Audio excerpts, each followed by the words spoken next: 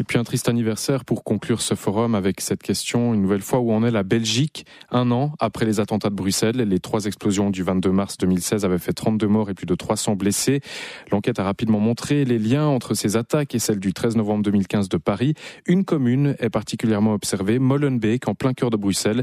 Elle est perçue comme la base arrière des terroristes. Alors 1 an après, quelles leçons ont-elles été tirées?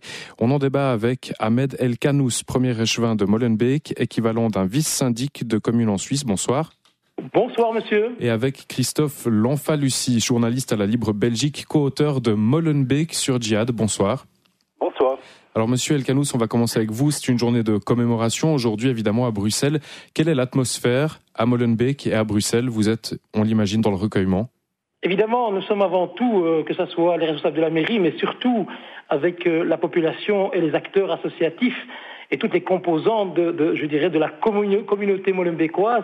Nous sommes évidemment dans le recueillement, dans ce moment important de solidarité avec les familles des victimes, évidemment.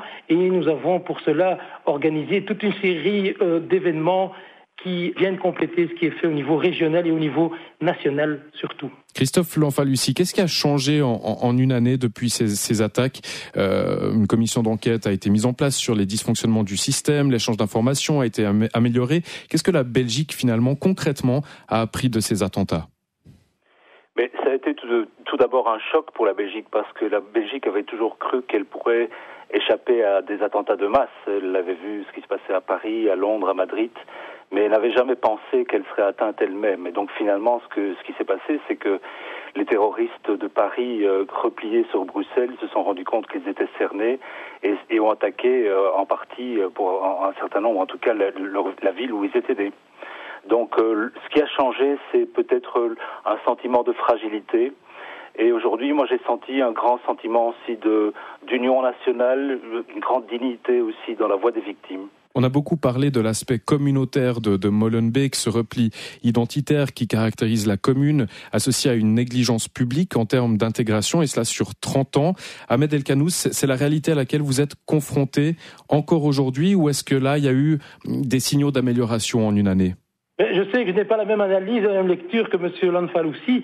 Effectivement, sans nier les problèmes, je dirais, du repli identitaire ou des problèmes, je dirais, de communautarisme, ils existent, et ce depuis très longues années. Ce que moi je me refuse de faire, évidemment, c'est de faire le lien immédiat et direct avec ces criminels qui ont bouleversé notre existence depuis les événements qu'on a connus à Paris et à Bruxelles. Mais il est vrai que par rapport à ce phénomène, la dimension qui nous choque plus et d'une manière très forte, c'est que les assassins viennent finalement de nos quartiers. Ce sont des Bruxellois, des Molenbeekois de naissance. Depuis ces attentats, il y a eu une prise de conscience générale avec, je dirais, un renforcement des dispositifs qui existaient déjà bien avant les attentats, mais qui étaient focalisés sur, je dirais, la prévention au niveau de la criminalité classique qu'on connaît dans les centres urbains comme les nôtres. Et on sait que cette secte mortifère à laquelle nous sommes confrontés aujourd'hui est un phénomène que peu ou pas de personnes n'ont vu venir. C'est un phénomène qu'on a découvert malheureusement dans la violence et les actes qu'ils ont posés, mais ils avaient donné déjà des signaux dans les pays où ils sont actifs. Ce n'est que quand nous avons été touchés dans notre chair, avec les drames qu'on a connus, qu'on s'est rendu compte de l'urgence de prendre des mesures pour essayer d'éradiquer ce cancer.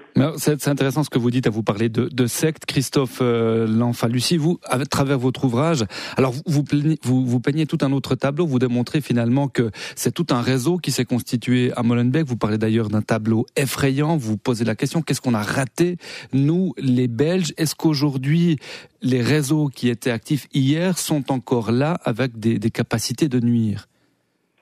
Oui, pour nous, il y a deux erreurs majeures qui ont été commises en Belgique. C'est d'une part l'ignorance à l'égard de l'islam et des différents courants radicaux de l'islam qui se sont introduits en Belgique. Et ça, depuis la fin des années 60, on a laissé les clés de l'islam belge dans les mains de l'Arabie Saoudite. Et encore maintenant, la sûreté de l'État se plaint de l'augmentation de l'influence salafiste wahhabite en Belgique. Et d'autre part, des formes de négligence.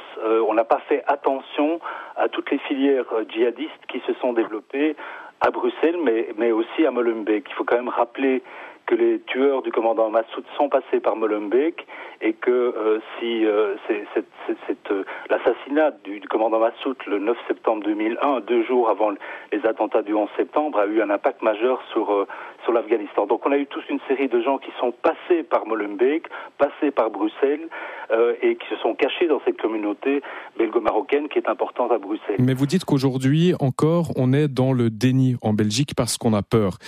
Christophe Lanfalussy, on a peur de quoi ? Aujourd'hui, la parole commence à se libérer, mais seulement maintenant, parce qu'il y a eu effectivement une grande période où on était dans le déni et il y avait surtout la peur de stigmatiser, donc la peur de stigmatiser la communauté, et donc le débat quelque part a été paralysé par ça. Mais je crois qu'il est important maintenant, et ça commence notamment à travers la commission d'enquête parlementaire qui est en cours en Belgique, que les choses se disent, qu'on parle de radicalisation, qu'on parle des causes, des origines de tout ce qui s'est passé, puisque moi je pense que c'est pas un phénomène nouveau, ça fait 20 ans, 30 ans qu'il y a à la fois ce repli identitaire, mais aussi des courants djihadistes qui passent par Bruxelles. Ahmed El Kanous, est-ce qu'aujourd'hui les autorités ont pris la dimension, ont pris finalement conscience de ce qu'il fallait faire pour éviter que ça se reproduise, pour prendre en compte, pour mieux contrôler ces fameux réseaux ? Mais ce qui est important, je pense, avant de pouvoir, je dirais, apporter des éléments d'analyse précis, c'est de bien comprendre ces différents phénomènes face auxquels nous sommes confrontés. Ce réseau, cette secte mortifère qui a touché Paris et Bruxelles et bien d'autres capitales européennes et capitales dans le monde, et principalement dans les pays arabes et musulmans. Donc il faut quand même rappeler que les premières victimes de ces criminels, ce sont les victimes musulmanes dans les pays musulmans. Il faut quand même rappeler que ce phénomène-là, il n'y a aucun service de renseignement, en tout cas en Europe ou aux États-Unis, qui avait prédit, je dirais, cette capacité de pouvoir, à travers leur organisation qui est unique dans l'histoire, de pouvoir mobiliser autant de monde dans 80-90 pays. C'est vrai qu'il peut y avoir des liens, et là je rejoins M. Lanfalussy dans son analyse, ils se nourrissent à travers, je dirais, des idéologies qui les ont précédés finalement. Mais ce qu'ils disent, c'est que les autorités belges avaient tout sous les yeux pour le voir, qu'elles ont joué une certaine paix sociale pour finalement obtenir... Non, je pense, non. La question, quel que soit le constat, Monsieur El Kanous, quel que soit le constat qu'on tire, est-ce qu'aujourd'hui, et c'est ça la question, est-ce qu'aujourd'hui les autorités ont les moyens de reprendre la situation en main pour éviter que ça se reproduise ? Moi, je me refuse d'accepter cette analyse qui voudrait que les autorités à tous les niveaux de pouvoir, communes, régions et au niveau fédéral, connaissaient le risque et n'ont pas réagi. C'est totalement faux et c'est un procès d'intention qui n'est pas acceptable. Par contre, il y a eu, je pense, un problème au niveau de l'évaluation du risque. Moi, je crois qu'il y a eu, quand dans les premiers temps, je parle ici, nous sommes en 2009-2010, quand les premiers groupes sont apparus, et je pense à Sharia for Belgium ou à d'autres organisations similaires, qui s'introduisaient dans les mosquées pour empêcher les imams de porter certains prêches parce qu'ils n'étaient pas d'accord avec le contenu, quand ils rentraient dans les universités pour s'en prendre à des conférenciers parce qu'ils représentaient une conférence qui leur déplaisait. Il a fallu un certain temps avant qu'il y ait une prise de conscience, et surtout avant que nous ayons les outils juridiques pour pouvoir, je dirais, réprimer ce groupe qui est un groupe finalement qui s'opposait à la démocratie, qui s'opposait à l'état de droit et qui avait un projet de société qui était mortifère et qui s'est concrétisé le 22 mars dernier, de l'année dernière, pardon. D'ailleurs, ce sont les mêmes constats qu'on peut faire en France, dans d'autres pays européens. Je crois qu'on a sous-évalué le risque de ce groupe criminel. Ce n'est que lorsqu'ils ont touché le cœur de l'Europe à Paris et à Bruxelles qu'on a pris les mesures qui s'imposaient. On va faire réagir Monsieur Lanfalussy. Après Paris, on se rappelle, le ministre de l'Intérieur belge, Jan Jan Bon, voulait élaborer un plan pour nettoyer Molenbeek. Ça avait fait d'ailleurs une énorme polémique en Belgique. Où est-ce qu'on en est à ce niveau-là ? Oui, tout d'abord, moi, je n'aime pas évidemment le terme de nettoyer Molenbeek. C'est un terme qui ressemble trop à ce que disait Sarkozy. Vous me rassurez, Monsieur Lanfalussy. Mais je trouve que c'était de ramener la normalité et le droit dans la commune, et comme il faudrait le faire dans d'autres quartiers de Bruxelles, me semble tout à fait légitime. Pour vous donner un exemple, la commune de Molenbeek, avec l'aide du gouvernement, a entrepris de vérifier toutes les ASBL qui existent dans cette commune. Il y en a à peu près 1500 qui ont été vérifiées. C'est-à-dire ASBL ? ASBL, c'est une association sans but lucratif, donc c'est une association avec un statut assez léger et très peu contrôlé. Et donc sur une cinquantaine de ces ASBL est maintenant sous enquête pour des liens présumés avec le terrorisme. C'est quand même assez alarmant. Ça veut dire qu'il y avait toute une sorte d'économie souterraine, si je puis dire, qui est nécessaire de mettre à jour et de voir exactement ce qui se passe.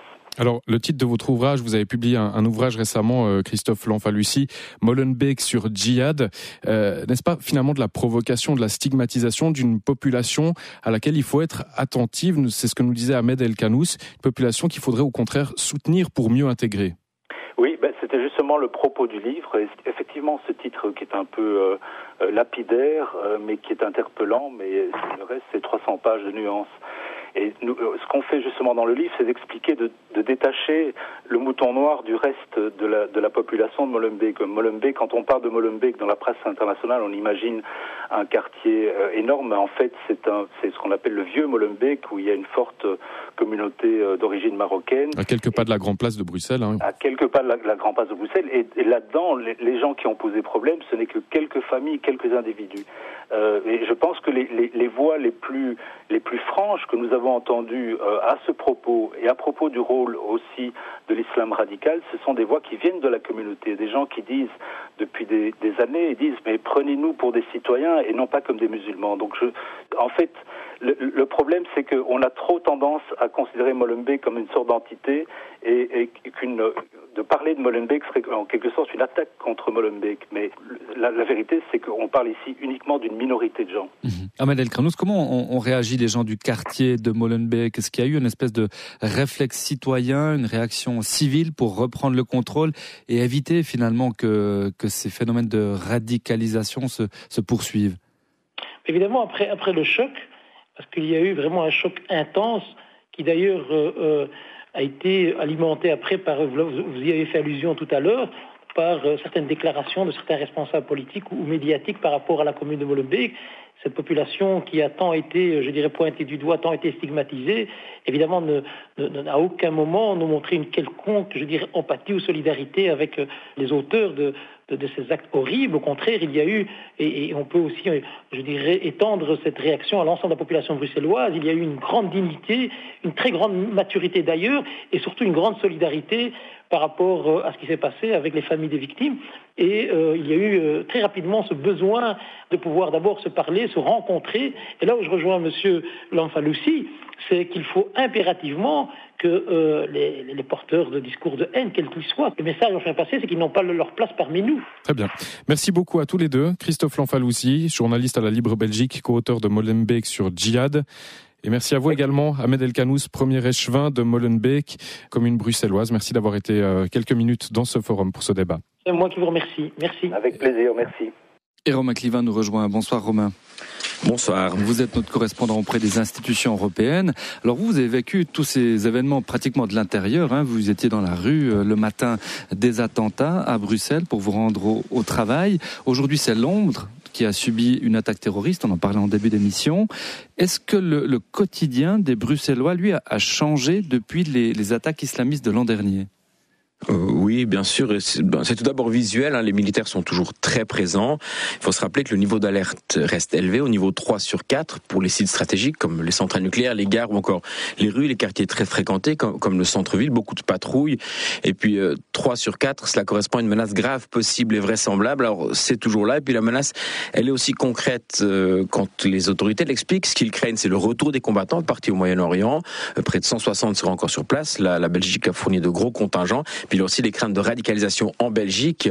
Puis peut-être de manière plus personnelle sur la perception difficile quand vous prenez le métro depuis la gare centrale pour vous rendre au cœur du quartier européen. Nous avons nos bureaux de ne pas y penser. Le métro passe par la station de Malbec et puis c'est pas forcément une peur quotidienne, mais forcément ça vous traverse l'esprit quand vous êtes sur un quai bondé à 9h du matin. Vous pensez forcément à 9h11, l'heure de l'attentat du métro.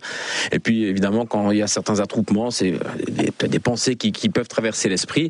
Puis aussi les réflexes journalistiques, bien sûr, quand on entend plusieurs sirènes avec un bruit d'hélicoptère, on se dit tout de suite où est la perquisition? Est-ce que c'est à Molenbeek, à Forêt ou à Anderlecht? Je crois que le quotidien le soir a trouvé une bonne formule en fin de semaine.